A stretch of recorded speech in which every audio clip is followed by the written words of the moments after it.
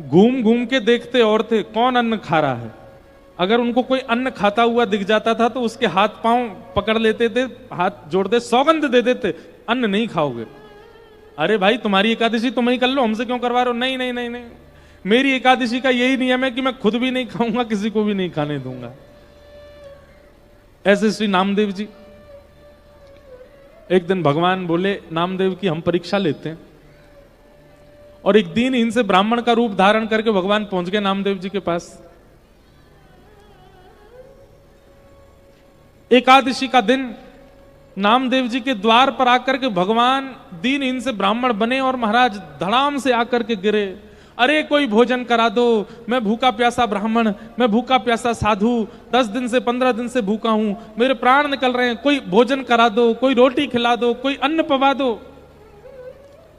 नामदेव जी महाराज दौड़े दौड़े आए, आकर के उनको उठाया, अपने घर में ले गए। बोले महात्मा आप कहां से चले? बोले हम बहुत दूर से चले आ रहे हैं, भैया कुछ पवा दो, भूख लग रही है, बहुत दिन से कुछ पाया नहीं हमने। पत्नी से बोले जल्दी फल लेकर के आओ, महाराज जी को भूख लगी है। नहीं नहीं फल नहीं खाने बेटा, रोटी दाल चावल सब्जी खवाओ, भूख लगी है बहुत जोर की, हम इतने दिन से भूखे। नामदेव जी बोले आज एकादशी है, आज अन्न चावल रोटी नहीं खा सकते। अरे भैया तुम्हारे आगे मेरे प्राण निकल रहे हैं, तुम मुझे क्यों दिला रहे हो याद कि आज एकादशी? अरे एकादशी तुम कर लो ना, मुझे तो खिला दो।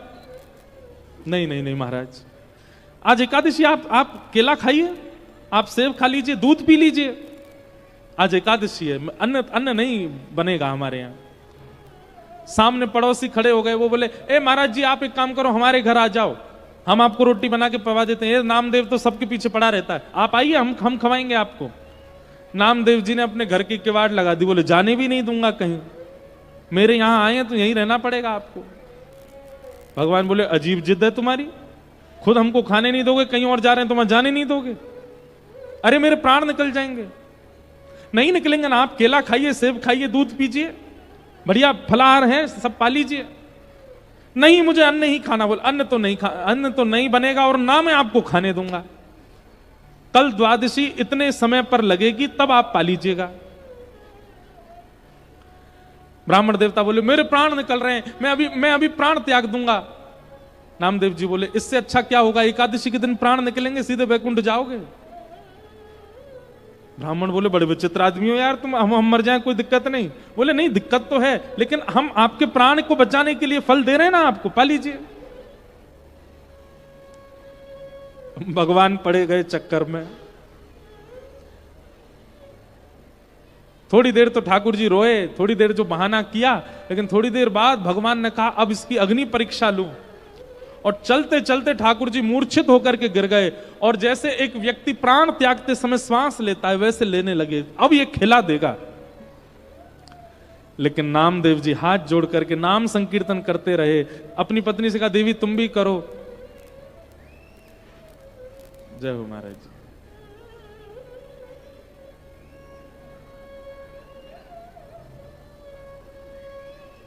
तुम भी करो, विराज जाओ महाराज जी। नाम संकीर्तन करने लगे, सब अड़ोसी पड़ोसी चिल्लाने लगे अरे नामा तेरे यहां आज संत प्राण त्याग देंगे, अरे कम से कम कुछ खिला दे। इतनी बड़ी एकादशी हो गई कि कोई व्यक्ति प्राण त्याग रहा है तो उसके सामने एकादशी को श्रेष्ठ मानता है। नामदेव जी ने किसी की नहीं सुनी, फल रख दिए, दूध रख दिया आगे, और ठाकुर जी एक ब्राह्मण के रूप में ऐसे गुर गुर आवाज उनके कंठ से आने लगी जैसे प्राण त्याग रहे हैं, और नामदेव जी संकीर्तन करने लगे, और देखते ही देखते प्राण चले गए। जैसे ही प्राण गए नामदेव जी महाराज रोने लगे, और रोते हुए बोले देवी आज हमारी एक निष्ठा की वजह से, हमारे एक नियम की वजह से संत के प्राण गए हैं, अब इनका अग्नि संस्कार हम करेंगे, और अग्नि में हम परिवार सहित सती हो जाएंगे। जैसे एक सती नारी हो जाती है वैसे हम भी पूरा परिवार इनके साथ ही प्रस्थान कर जाएंगे। और चिता जला करके उन ब्राह्मण देवता का शरीर रखा, उसी पर नामदेव जी बैठ गए, पत्नी को भी बैठा लिया, पूरे बच्चों सहित बैठ गए। जैसे ही चिता में अग्नि लगाई, ब्राह्मण के रूप में साक्षात शंख चक्र गदा पद्मधारी श्रीमन नारायण प्रकट हो गए। चिता में से नामदेव जी को खींच करके हृदय से लगा लिया। अरे मेरे नामा, मान गए भैया, तुम्हारी निष्ठा को मान गए हम, जय हो। और श्री नामदेव जी की एकादशी निष्ठा की स्वयं ठाकुर जी ने परीक्षा ली और धन धन्य कह करके ठाकुर जी प्रस्थान कर गए। वैष्णव की 3 निष्ठा है, एकादशी, नाम निष्ठा, एकादशी निष्ठा और तुलसी निष्ठा। इन 3 निष्ठाओं का पालन करे वैष्णव। रास, मैं कहा करता हूं रस और रास ये 2 शब्द हैं।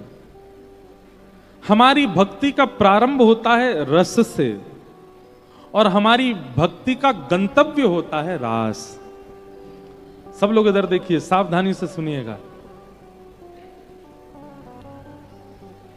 आपने तिलक लगाना शुरू किया, कंठी पहननी शुरू की, नाम जप करना शुरू किया, कथा सुनना शुरू किया, वृंदावन जाना प्रारंभ किया, ये रस है। ये प्रारंभिक स्थिति, इसी को रस कहते हैं। आप नित्य अपने ठाकुर जी की सेवा करते हो, गुरुदेव को प्रणाम करते हो, प्रवचन सुनते हो, तिलक लगाते हो, एकादशी करते हो, नाम जप करते हो, ये सब रस है। मतलब आप प्रयास कर रहे हो ठाकुर जी की प्राप्ति का, ये रस है। लेकिन ठाकुर जी प्रयास करें आपकी प्राप्ति का, वो रास है, वो रास है।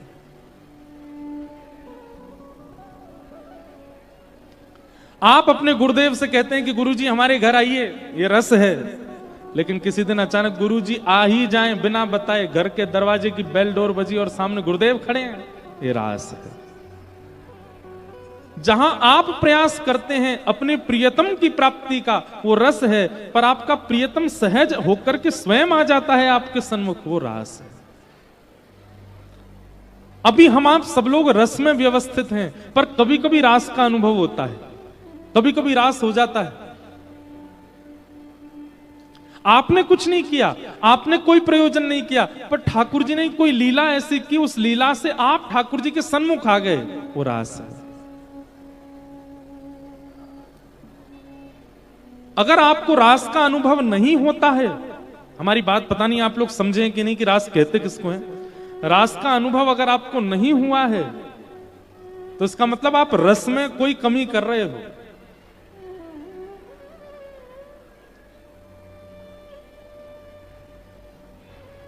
आपका वृंदावन जाने का कोई क्रम नहीं था, दूर दूर तक कोई संभावना नहीं थी, लेकिन अचानक से बैठे बैठे ही कुछ ऐसा हुआ कि आपको जाना ही पड़ेगा, ये रास है।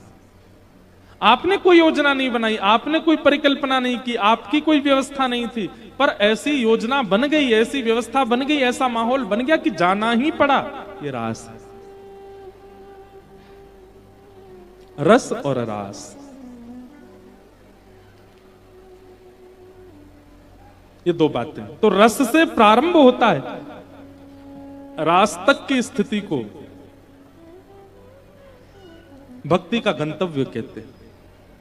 तो हम सबसे यही निवेदन करते हैं कि कथा क्यों सुननी है, गुरु आज्ञा का पालन क्यों करना है, भक्ति मार्ग में क्यों आना है, भक्ति पथ पर क्यों चलना है, ताकि एक दिन रास का अनुभव हो। मैं कुछ ना करूं, ठाकुर जी योजना बना दें सारी। मीराबाई के साथ रास हुआ, मीराबाई योजना नहीं बनाती थी, ठाकुर जी ही अपने आप ऊपर से ऊपर योजना। अब देखो, मीराबाई कोई भक्ति के मार्ग में नहीं थी। एक दिन बस एक बारात जा रही थी मेड़ता में, और बारात देख करके छोटी सी मीरा ने अपनी मां से कहा, मां ये कौन है, ये इतने सारे लोग नाच क्यों रहे हैं, और ये पीछे घोड़े पर बैठ करके ये कौन जा रहा है। तब मां ने बताया, बोले ये बारात है, और ये दूल्हा पे जो ये घोड़ी पर जो बैठा है ये दूल्हा है, ये एक कन्या से विवाह करने जा रहा है, और विवाह करके फिर हमेशा के लिए कन्या को अपने घर ले जाएगा। मीरा बोली, विवाह कन्या का होता है। मीरा की मां बोली, हाँ कन्या का होता है, मैं भी तो कन्या हूं, मेरा भी ब्याह होगा। बोले हाँ तेरा भी ब्याह होगा। अब तो मीरा इतनी सोच में चली गई, मेरा दुल्हा कौन होगा, मेरे दुल्हा कौन है। मेरे लिए बारात लेकर के ऐसे दुल्हा बन करके सेहरा पहन करके घोड़ी पर बैठ के कौन आएगा? मां कहने लगी अभी कोई उम्र है तेरी पूछने की, चल मीरा अपने काम कर। नहीं, अब तो बालक की भांति पीछे पड़ गई। बताओ ना मेरे दुल्हा कौन है, मेरे दुल्हा कौन है, मेरे बींद कौन है, मेरी बारात लेके कौन आएगा, मुझे लेकर के कौन जाएगा, सेहरा पहन के कौन आएगा? उठते बैठते चलते फिरते सोते हर समय मीरा यही पूछती रहती, मेरे दुल्हा कौन है, मेरे दुल्हा कौन है। छोटी सी मीरा। जैसे कभी कभी माता पिता परेशान हो जाते हैं तो बच्चे से कंटक छुड़ाने के लिए कुछ कह देते हैं, ऐसे ही मीरा की मां ने बोल दिया। ये बैठे हैं मुरली हाथ में लेकर के, मोर पिछ लगा करके तेरे कक्ष में जो बैठे हैं गिरधर, यही है तेरे बींद, यही है तेरे प्रियतम, यही है तेरे दुल्हा, यही लेके आएंगे बारात। ये रास हुआ। मीरा ने कुछ नहीं किया, ठाकुर जी ने ही मीराबाई की मां के मुख से स्वयं उच्चारण करवा दिया कि ये तेरे प्रियतम है। और मीराबाई एक बाल बुद्धि, एक छोटी बालिका, विश्वास कर लिया मां की बात पर। अब तो उसकी दृष्टि बदल गई। अब वो जब जब देखती हैं तब ठाकुर जी से कहती हैं, जब आप आओगे तो ऐसा वाला सेहरा पहन के आना, जब आप आओगे ऐसी घोड़ी पर बैठ के आना। मैंने सुना है आपके मित्र हैं महादेव, उनको भी ले आना बारात में। मैंने सुना है ब्रह्मा जी भी आपके मित्र, उनको भी लेके आना। सुनो, ऐसी बात करती है एकांत में। इंद्रादि देवताओं को भी संग लेकर के आना, हमारे पिताजी राजा हैं, बहुत अच्छी व्यवस्था करेंगे सबकी। अपने अपने चित्त से ठाकुर जी को प्रियतम मान लिया। ये रास हुआ मीरा के साथ।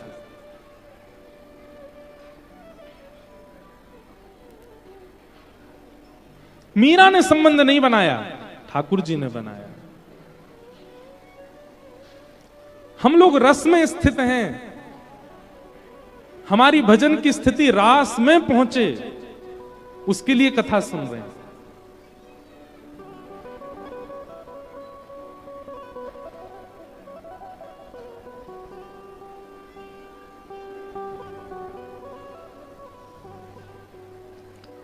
कितने भक्तों के साथ रास किया ठाकुर जी ने। रास का मतलब नृत्य नहीं होता।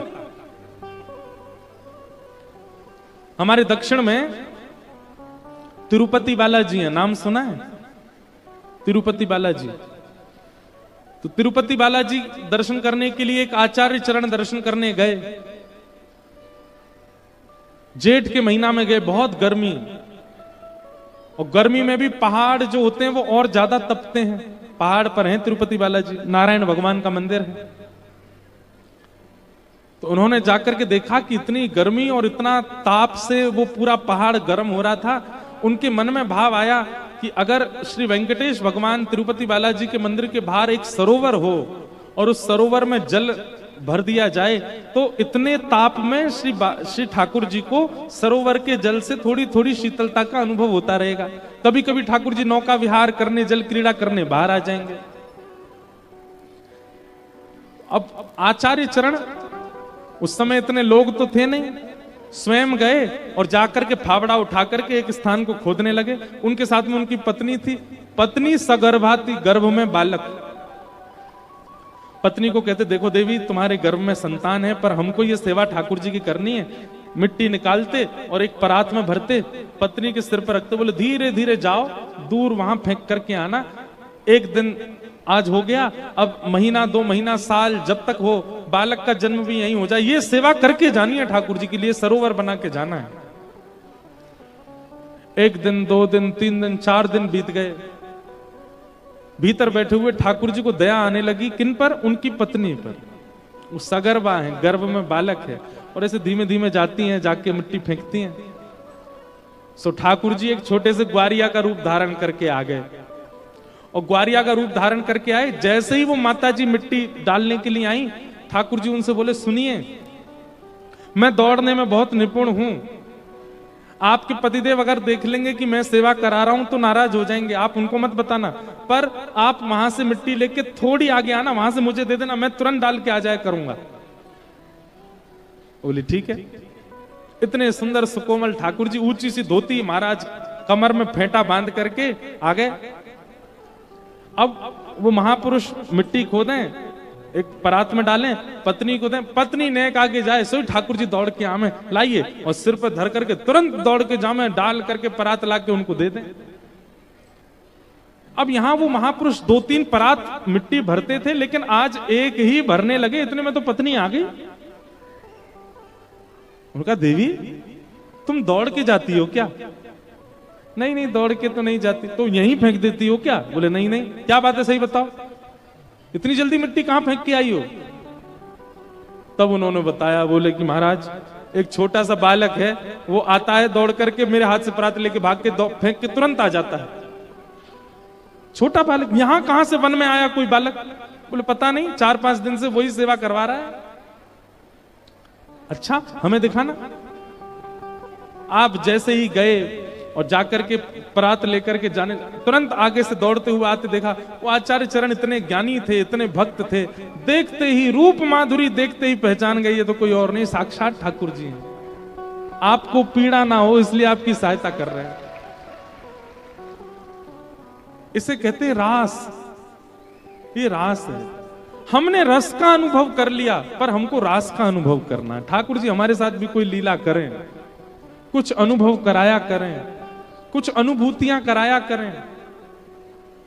रास।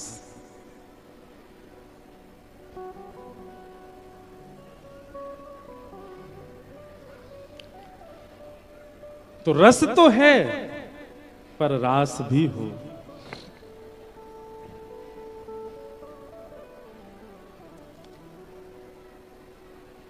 गोपियां सब रास के लिए उत्सुक हैं ठाकुर जी के साथ। रास का मतलब नृत्य नहीं है, रास का मतलब प्रायोरिटी देना। अभी हम मंच पे बैठे हैं, आप सब लोग सामने, कई बालक आते हैं, कई माताएं आती हैं, कोई कुछ लिखाने लाते हैं, कोई कुछ देने आते हैं, पर अब हम क्या करें, इकलौते हैं, इतने सारे लोगों के बीच से जाना तो है ही है। कल परसों एक माता जी ने उंगली मोड़ दी इतनी जोर से कि महाराज रात भर दर्द रहा। मोड़ी उन्होंने जानबूझ के नहीं मोड़ी, खींच रही थी लेकिन इतनी खिंच गई। एक बहन जी ने कल धोती खींच ली, बस खुलते खुलते बची। हमें तो कभी कभी अपनी लाज भी बचानी होती है, तो इसलिए आप लोगों का प्रणाम करना, आपका आना, आप लोग इतने प्रेम से देखते हैं, हमको अच्छा तो लगता है, पर हमको यूं लगती है कैसे निकले।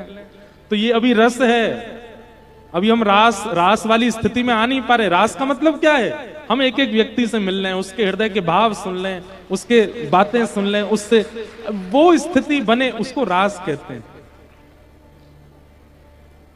एक एक व्यक्ति को जब प्रायोरिटी दी जाती है उसको रास कहा जाता है।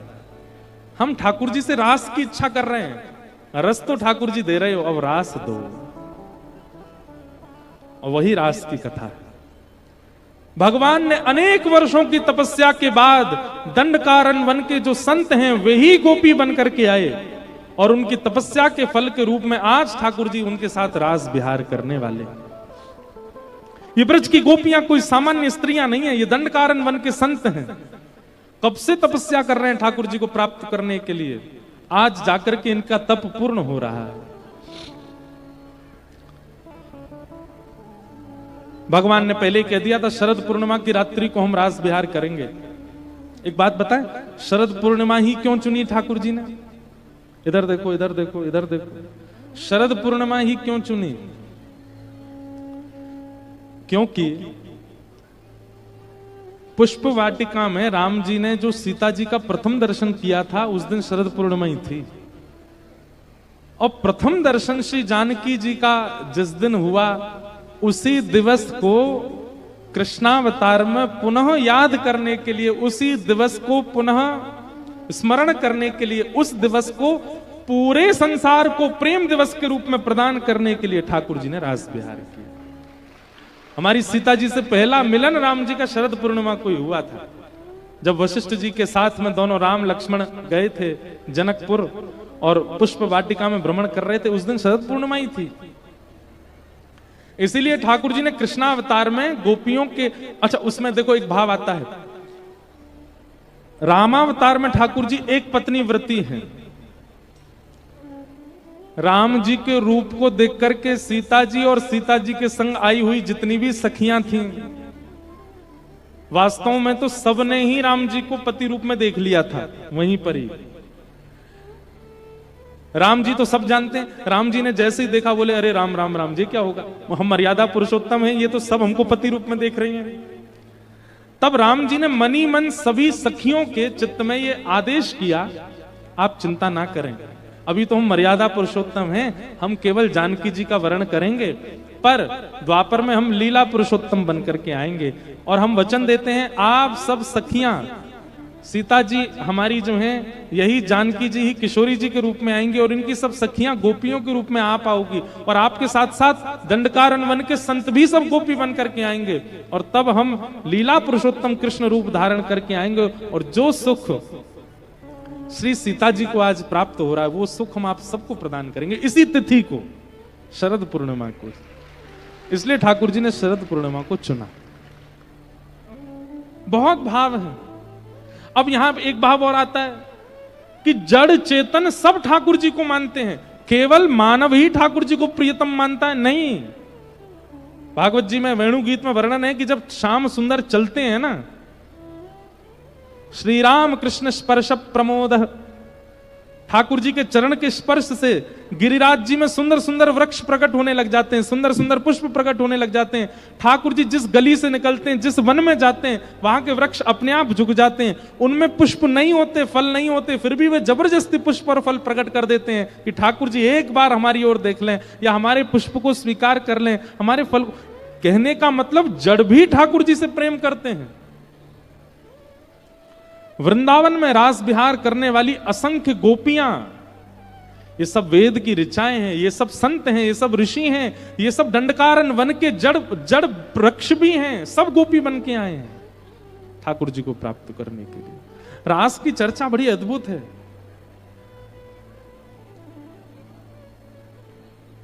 भगवान ने सब गोपियों को आश्वासन दिया कि हम शरद पूर्णिमा को रास करेंगे, और आज जैसे ही पूर्णिमा का चंद्रमा प्रकट हुआ आकाश में, और आज पूर्णिमा ही है, पूर्णिमा है ना, आज पूर्णिमा है, ले अपने आप ही आ गई पूर्णिमा। पर आप सब गोपियों की नहीं, जे नहीं पता पूर्णिमा तो है आज। जैसे ही चंद्रमा प्रकट हुए सब गोपियां व्याकुल हो गईं। अरे ये तो वही तिथि है जिस तिथि में कन्हैया ने मिलने का आश्वासन दिया था। सब गोपियां अपने अपने कार्य कर रही हैं, पर मन सबका चंद्रमा की ओर है, और सब प्रतीक्षा कर रही हैं कि एक बार और श्याम सुंदर कैसे भी करके हमें अपने पास बुला लें। इतने में ही ठाकुर जी वन में गए और कदम वृक्ष के नीचे बैठ करके जैसे ही वेणु का नाद किया।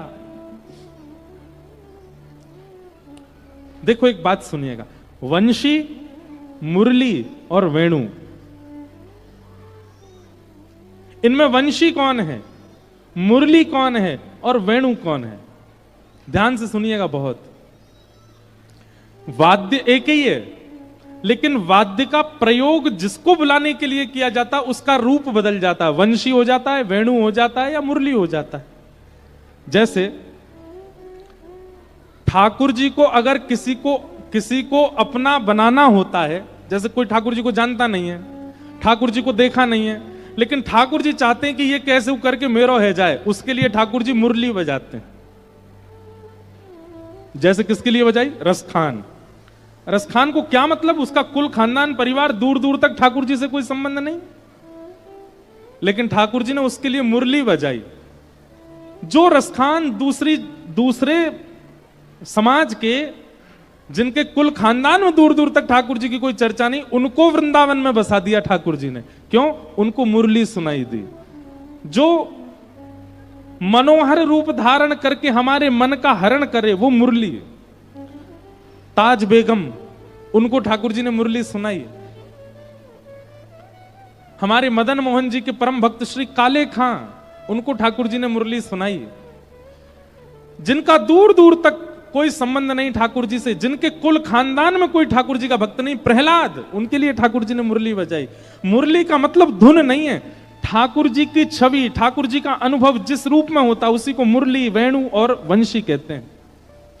अब यहां बैठे इतने लोग हैं, मेरे द्वारा सुनाई गई कथा को आप किस रूप में सुन रहे हो, उससे अनुमान लगेगा कि आप मुरली सुन रहे हो, वंशी सुन रहे हो कि वेणी सुन रहे हो। मेरे द्वारा कही गई कथा आपको कैसी सुनाई दे रही है? कृष्ण नाम के एक देवता हैं, उन्होंने गोपियों के संग रास विहार किया था, वृंदावन में जन्मे थे, कंस को मारने के लिए आए थे। केवल एक सामान्य बाह्य बाह्य परकोटि की बातें आपको समझ आ रही हैं, तो इसका मतलब आप वंशी सुन रहे हो। लेकिन आप बाह्य बाह्य परकोटि की बातें जानते थे, लेकिन यहां बैठकर के आपको अलग अनुभव होने लगा। अब तक आप कृष्ण को देवता मानते थे, पर आप उनको परमात्मा के रूप में देखते हुए अब अपना मानने लगे, तो आप मुरली सुन रहे हो।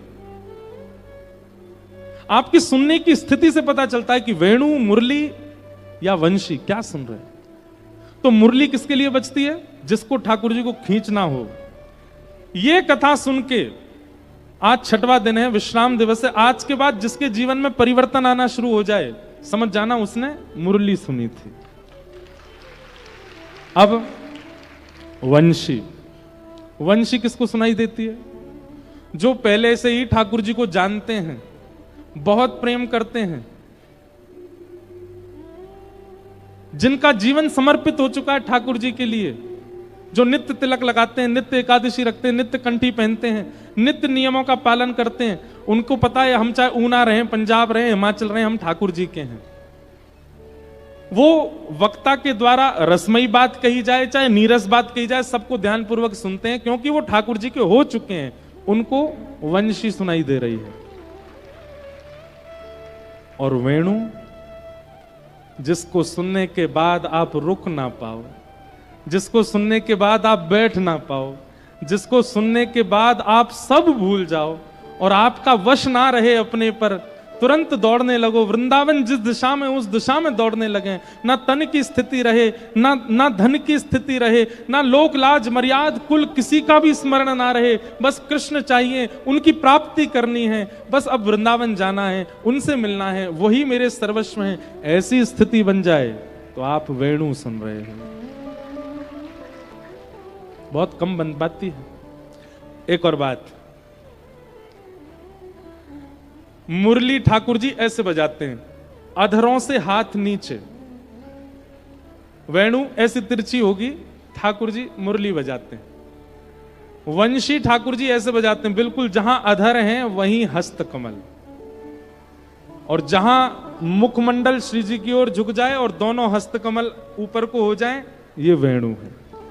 आपको वेणु गोपाल ठाकुर जी के दर्शन बहुत कम होंगे, जहां मुखमंडल ऐसे झुका हो और दोनों, वहां नेत्र भी ठाकुर जी के बंद हो जाते हैं, क्योंकि अत्यंत रस में डूब करके ठाकुर जी बजाते हैं। तो मुरली मनोहर लाल, वंशी बिहारी लाल और वेणु गोपाल, ये तीन ठाकुर जी के स्वरूप में। वंशी एक ही है, पर किस किस के लिए कैसे बजानी है वो ठाकुर जी के प्रकार अलग हैं। श्री राधारमण लाल जी बताओ क्या बजाते हैं? श्री राधारमण लाल जी मुरली मनोहर है, उनके हस्त कमल थोड़े थोड़े नीचे हैं और अधर ऊपर है, ऐसे बजा रहे हैं श्री राधारमण। हाथ थोड़े से नीचे हैं, देख लेना, दर्शन करना। बिहारी जी, उनके हाथ बिल्कुल ऐसे सीधे हैं, यूं हैं, दोनों हाथ बराबर में। ये क्या बजा रहे हैं? वंशी बजा रहे हैं। बिल्कुल जहां अधर हैं वहीं हस्त कमल होंगे। और वेणु गोपाल जो हैं, इधर की तरफ मुख करके अधर, इसका स्वरूप प्रकट रूप में वृंदावन में कहीं नहीं है, पर हां किसी का भाव प्रगाढ़ होगा तो एक दिन श्री राधारमण जी के ही हस्त कमल ऊपर को दिखने लग जाएंगे, एक दिन बिहारी जी के ही हस्त कमल ऊपर को दिखने लग जाएंगे। जिस दिन ठाकुर जी के श्रृंगार में आपको यह अनुभव हो, जाके अब की देखना, बिहारी जी के हाथ नीचे दिख रहे हैं कि ऊपर हैं, राधा वल्लभ जी नीचे हैं कि ऊपर हैं, राधा, जिस दिन ये हस्त कमल नीचे से आपको एक क्षण के लिए लगे कि नहीं ऊपर की ओर हैं, अधर से ऊपर हैं, समझ जाना अब ठाकुर जी वेणु बजा रहे हैं और आप रास के प्रवेश के लिए अधिकारी बन चुके हो। हमारे ब्रज साहित्य के, ब्रज के रसिक जन इन सब भावों को बड़े अच्छे से बताते हैं, एक एक विषय को। एक क्षण के लिए ठाकुर जी के अधर से ऊपर यदि हस्त कमल का दर्शन हो जाए तो समझ जाना अब वेणु बज रही है और आप रास के अधिकारी हो चुके हो। जब तक ये हस्तकमल नीचे हैं तो समझो अभी वंशी बजा रहे हैं, अभी मुरली बजा रहे हैं, अभी ठाकुर जी और खींचवे को प्रयास कर रहे हैं आपको अपनी ओर। लेकिन जब पूर्ण रूपेण खिंच जाओगे तो वेणु गोपाल हो जाएंगे। और वेणु जब बजेगी, जगऊ कलम वाम दृशाम मनोहरम, फिर रास होगा। और रास में जैसे गोपियां पहुंची हैं वैसे ही आप पहुंचोगे, रोक नहीं पाओगे स्वयं को। जैसे मीरा पहुंची है वैसे ही पहुंचोगे, जैसे करमेती बाई पहुंची है, जैसे रसखान पहुंचे हैं वैसे ही पहुंचोगे। तो यह भी एक नियम है कि मुरली मनोहर ठाकुर जी जिस दिन वेणु गोपाल के रूप में दिख जाएं तब समझो कि आपका भजन सार्थक है, आपका भजन लग रहा है। लेकिन अगर वेणु गोपाल दिख जाएं तो ढिंडोरा मत पीटना। आजकल भक्तों में एक बहुत बड़ी कमी है, तुरंत गा देते हैं सब जगह।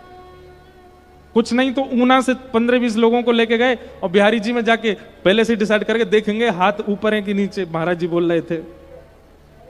और कई लोग उनमें से ऐसे, कहां दिखे, हमें तो नीचे ही दिखे। एक बोले नहीं मेरे तो बिल्कुल ऊपर थे, यहां थे, मैं वेणु सुन ली मैंने, अब तो मैं राज में जाऊंगी सीधी।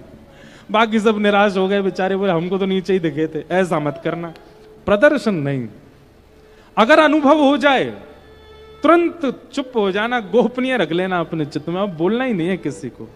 मुझे वेणु गोपाल के दर्शन हो चुके हैं। वेणु गोपाल मतलब रास बिहारी, और रास बिहारी ठाकुर जी के दर्शन गोपी को ही हो।